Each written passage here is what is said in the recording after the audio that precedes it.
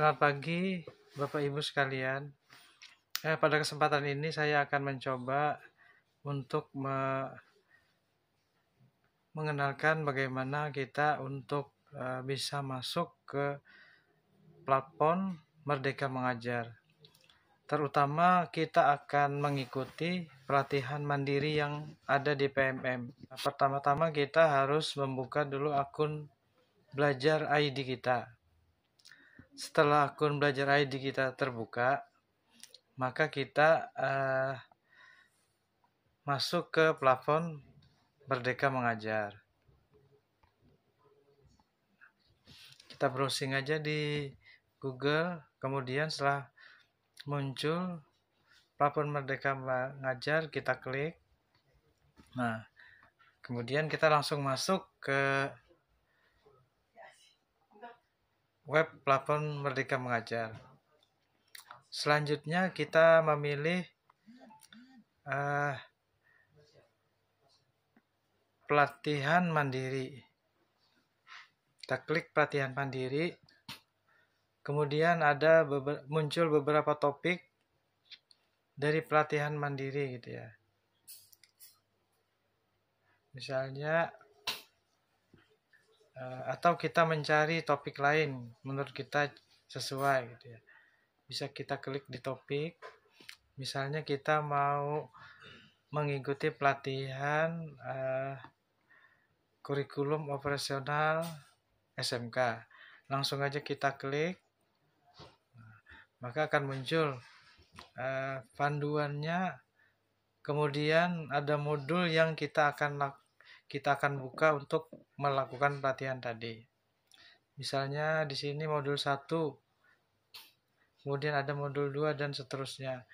Kita coba buka modul, misalnya modul 1 kita buka. Nah, kemudian kita lanjut untuk membukanya hanya dengan mengklik gitu ya. Nah, sini ada beberapa konten yang harus kita buka. Misalnya kita konten menonton videonya gitu ya, materi videonya yang akan kita tonton. Nah, seperti ini.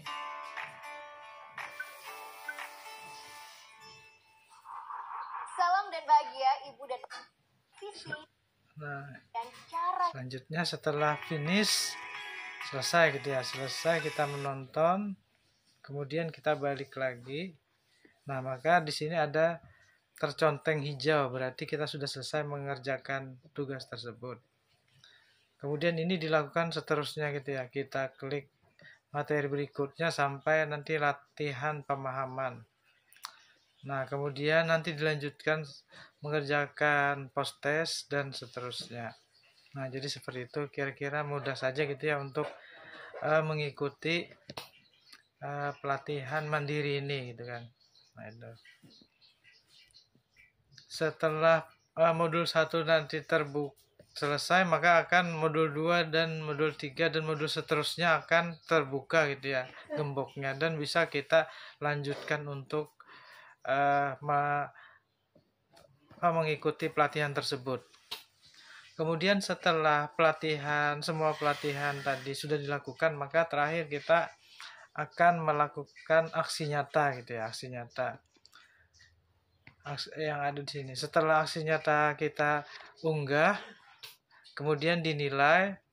Setelah aksi nyata kita itu dianggap sudah memenuhi syarat, maka kita akan mendapatkan sertifikat.